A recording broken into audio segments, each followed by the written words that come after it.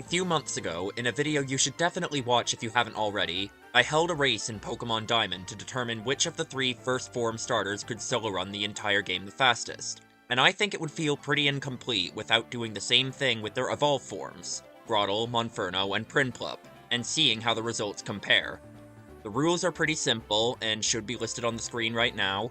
If you wish to hear them in more detail, I explained them a bit further in the previous video. Just gonna give the obvious disclaimer that the results of this one race aren't going to be a perfect reflection of how good these Pokemon would do on average, as there are the factors of luck and human error. Comment down below who you think is gonna win, and without wasting any more time, let's get right into what you're here for. Usually, the very beginning is by far the most uneventful part of a solo run. It's just a bunch of tackle versus tackle matches, and nothing happens that's especially different from a standard playthrough of the game. I do have to point out, however, that for some reason Monferno is given a pretty significant advantage over the other two for this early portion. Monferno is the only one of the racers to start out with a stab attack in Ember, while Grotle and Prinplup both have to level up a bit before they get theirs.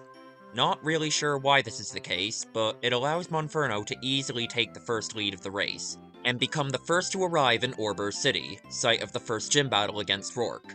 In the previous solo run race, one of the biggest obstacles that Chimchar faced was this first gym. Fire types aren't exactly very well equipped for dealing with rock types, while grass type Turtwig and water type Piplup were both able to sweep this gym, leaving Chimchar with a lot of ground to make up. Monferno, however, is also a fighting type, which actually gives him an advantage over rock types.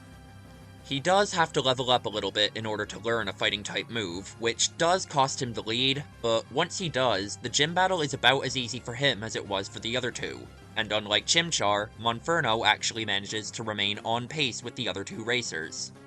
In fact, as the competitors return to Jubilife City and head north towards the second gym in Eterna City, the race actually remains pretty tight for quite a while, with all 3 of them defeating the next boss, Galactic Commander Mars, within 3 minutes of one another.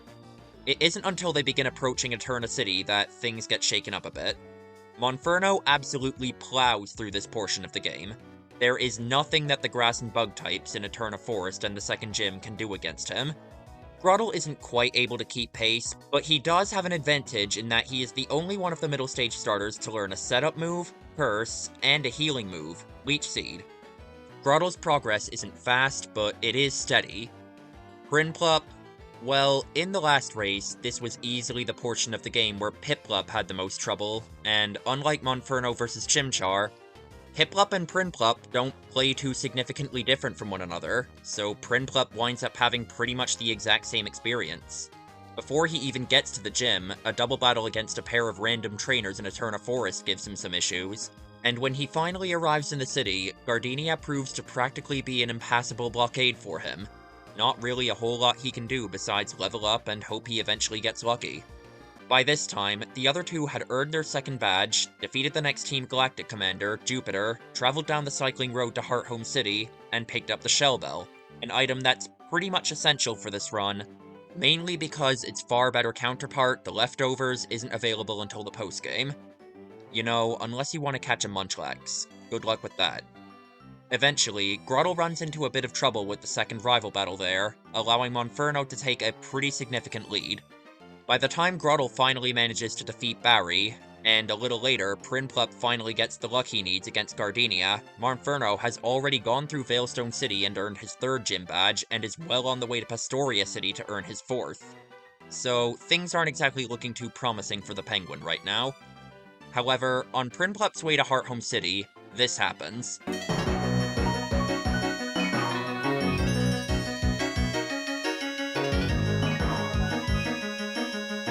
Do you have any idea how difficult it is to go down that cycling road without accidentally running into any trainers? That place has been the bane of my existence in these runs so far, and during the Prinplup run, I managed to get through it almost perfectly. It's not even that significant a time save in the grand scheme of things, at most you would just lose a few minutes. But if that's a sign of things to come, then things are beginning to look up for the water type. Anyway, not much changes for the next portion of the race. Grotle continues to steadily make progress, with Monferno slowly but surely pulling ahead, and Prinplup slowly but surely catching up. Third gym leader Maylene doesn't prove to be an issue for any of them, You might think Wake would give Monferno and Prinplup some trouble, but the Grass Knot TM you get for defeating Gardenia works wonders there. In fact, none of them face any significant issues until reaching the 5th gym leader, Fantina. Monferno is, of course, the first to arrive, and it might seem weird, but in some ways, Monferno is actually at a disadvantage compared to its pre-evolved form. Unlike Chimchar, Monferno does not learn any setup moves, at least none that can be taught during the main adventure, meaning as he gets further into the game and the opposing Pokemon become stronger, he's going to start having a harder time one-shotting many of them. Not only that, but his new fighting type and more physically oriented moveset actually causes issues with Fantina in particular, as now he's weak to Driflim's flying type and Mismagius's psychic type attacks, and is also vulnerable to Driflim's Aftermath ability. This isn't enough to ruin his lead, as the other two do have quite a bit of trouble when they arrive as well, but it's certainly enough to put a dent in it. And who knows, maybe the same issues that made Fantina so difficult for him will cause more trouble further down the line. Around this time, the 3 racers are the closest they've been in quite a while, with all 3 of them arriving in Kenalive City within an hour of each other. However, supporters of Grotle and Prinplup shouldn't get their hopes up yet, because the following segment of the game, particularly with the Steel-type gym, the Ice-type gym, and the various Bug, Poison, Flying, and Dark types from the 3 major Team Galactic gauntlets, is easily the best part of the game for Monferno, and the worst part of the game for Grotle. Prinplup is basically neutral against everything here. This is shown right away when Monferno is able to defeat the 4th rival battle in Kenalive City quite easily, while Grotle once again gets stuck by him for quite a while, allowing Monferno to rebuild his lead. In fact, things are starting to not look great for Grotle in general, because even after he finally manages to defeat the rival, he finds that the Steel types in Kenalive City Gym resist all of his moves.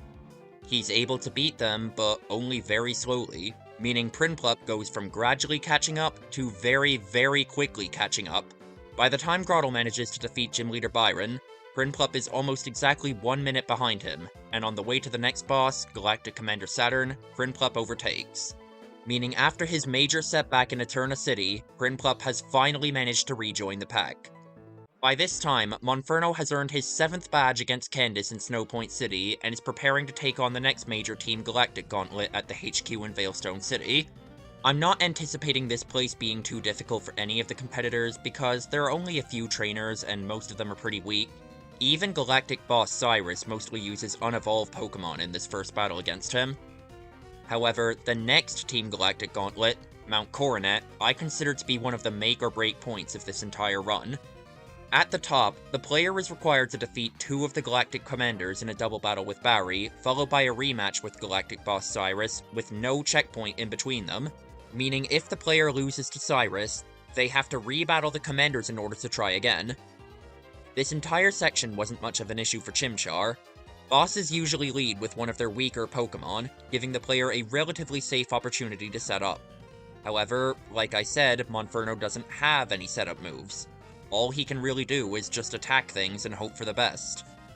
This entire gauntlet proves to be a nightmare for Monferno, as nearly the entire teams of both the Commanders and Cyrus consist of Psychic and Flying types, and it's certainly not helped by how goddamn useless Barry and his Munchlax are. I was able to find a few small strategic techniques that at least made the double battle a little more consistent, and the Rock Slide TM that could be found on the way up the mountain was pretty helpful, but it just isn't enough. Monferno's lead is going, and it's gone. Prinplup and then a bit later Grotle both arrive at the summit while Monferno is still stuck. To make matters even worse for Monferno, the gauntlet actually proves to be quite easy for Prinplup. He doesn't get any setup moves either, but he isn't weak to any of the boss's Pokemon, and he can damage everything on the field at once with Surf, meaning he gets so much health back from the Shell Bell that any damage he does take is rendered moot. He doesn't lose the double battle a single time. On every attempt, Surf just destroys both of the Commander's entire teams, and most of Barry's team as well. As for Cyrus, he nearly beats him on his first try, but he gets pretty unlucky. On the final turn, he's lined up, ready to deal the finishing blow on Cyrus's last Pokemon, but then he hits himself in confusion. And I'm not kidding, this exact same sequence of events happens on 3 of Prinplup's 4 failed attempts against Cyrus. The fact that there were only 4 failed attempts should really be something to celebrate, but I just felt kinda salty because of the way they happened. Meanwhile, things still aren't looking great for the other two. At this time, Grotle still hasn't even made it past the double battle once yet, and as for Monferno, the worst types of battles in these solo runs are the ones where you just have to hope for the AI to make dumb decisions. Basically, all of Cyrus's Pokemon know moves that, if they were to use them, could easily one-shot Monferno. I'm not really sure what the logic is behind how the AI chooses which move to use in this game. It mostly just seems random, but, you know, broken clock and all that. The successful attempt against Cyrus doesn't really look any different from any of the previous attempts, aside from Monferno being at a slightly higher level. The only reason that this attempt worked out was because Gyarados didn't use Aqua Tail, and Crobat's Air Slash missed. By now, Prinplup has made it to Sunyshore City, defeated the 8th and final gym leader, Volkner, and is well on the way to the Pokemon League. However, while Prinplup may have the lead now, it might not mean anything, because, more than anything else, a Pokemon's time in this challenge very heavily depends on how doable the Elite Four is for them. If something in there stumps Prinplup, the other two could easily catch up. Meanwhile, Grotle has finally managed to find a consistent strategy against the Commanders. It's a little too complicated to be worth explaining in the video, but it does involve Leech Seeding Barry's Munchlax. Probably about the most helpful that thing has ever been. Cyrus himself actually isn't much of an issue for Grotle. There is a small amount of luck required when dealing with Crobat, but the rest of his Pokemon pretty much have all physical movesets, which aren't really able to put a dent in Grotle once he's set up. So this battle only takes him a few attempts. About an hour behind Monferno, the pair of them earn their final badges in Sunyshore Gym and make their way to the Pokemon League. So now, Prinplup has entered the Elite Four. Aaron proves to be quite easy for him. Bertha proves to be extremely easy for him. Flint proves to be quite easy for him. He makes it all the way to Lucian on his first proper attempt. Lucian takes a bit of leveling up, and then he's also quite easy for Prinplup.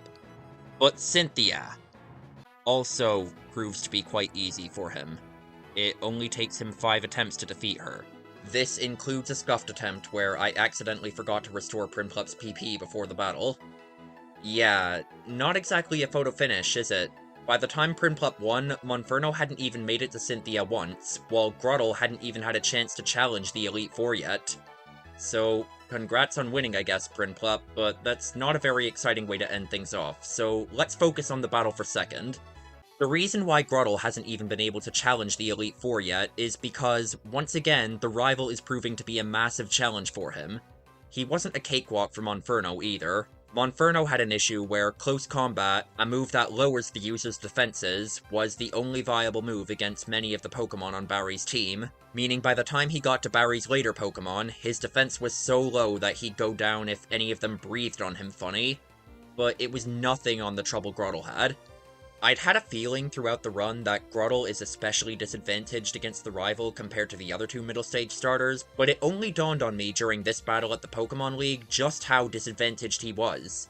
4 of Barry's 6 Pokemon had a type advantage against Grotle, while Monferno and Prinplup are only disadvantaged against 1 each. I mentioned earlier that the worst battles in these solo runs are the ones where you have to rely on the AI being dumb, and that's every Pokemon on Barry's team. And this trainer doesn't even lead off with a relatively safer Pokemon he could set up on. In fact, Staraptor was actually one of the more dangerous Pokemon on Barry's team. By the time Grotle finally pulled through, Monferno was relatively consistently making it to Cynthia and had challenged her several times. And you know what? He probably would have won by now, were it not for this thing. 5 of Cynthia's 6 Pokemon are pretty much no problem for Monferno. Spiritomb is an easy 2-shot. Gastrodon and Milotic can be mildly dangerous if the AI is smart and uses the correct move, but it almost never is. Roserade and Lucario are completely free. But there is simply nothing Monferno can do against Garchomp except level up and hope to eventually get lucky. And yes, this is yet another place where a setup move would be extremely helpful, if only Monferno learned any. While Monferno racks up a ton of extra time with grinding and reset penalties, Grotle gradually makes his way through the Elite Four. Weirdly, for all 3 competitors, Aaron's Dustox was actually probably one of the most annoying Pokemon, just because it loved going for Toxic, pretty much immediately rendering that attempt unwinnable. Bertha was basically free for all 3 of them, because most of her team have easily exploitable 4x weaknesses. Probably the most consistently difficult member was Flint. His entire team seems geared around being annoying. His Rapidash could set up Sunny Day to boost his team's attacks, paralyze your Pokemon with Bounce, or in Grotle's case, immediately use Flare Blitz and end the whole attempt right then and there.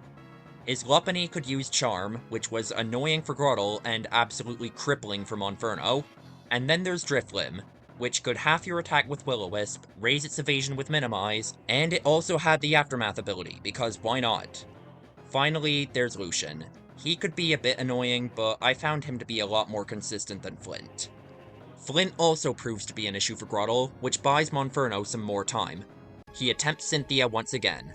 Her first 3 Pokemon are no issue, as usual, but he actually does have considerably more health than he usually does at this point. Then out comes her Garchomp. Monferno outspeeds and uses Close Combat.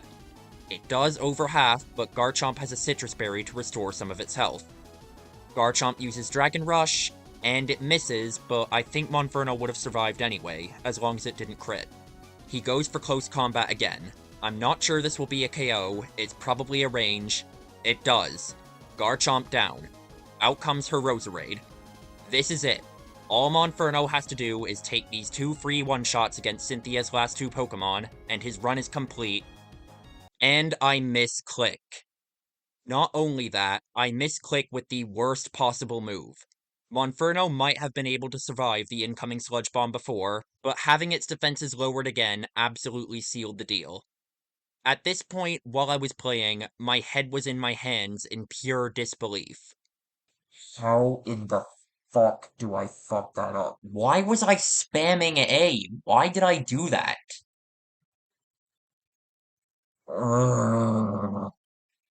Like, do I even count that? I know earlier I gave the disclaimer that these results aren't perfect, human error, etc., but that is just ridiculous. For the sake of fairness, here's what I'm gonna do. I'm going to count that loss, but when I give the results at the end of the video, I'm going to put what Monferno's time would have been if I wasn't a moron in brackets next to his actual time, and anyone watching can decide for themselves which one they want to count. It takes 9 more attempts for Monferno to get the luck he needed again, which adds over 2 hours to his time via reset penalties. Like with Cyrus, the successful attempt wasn't really anything special or different. The only thing of note about it was I got confirmation that Monferno would have survived that Dragon Rush even if it didn't miss.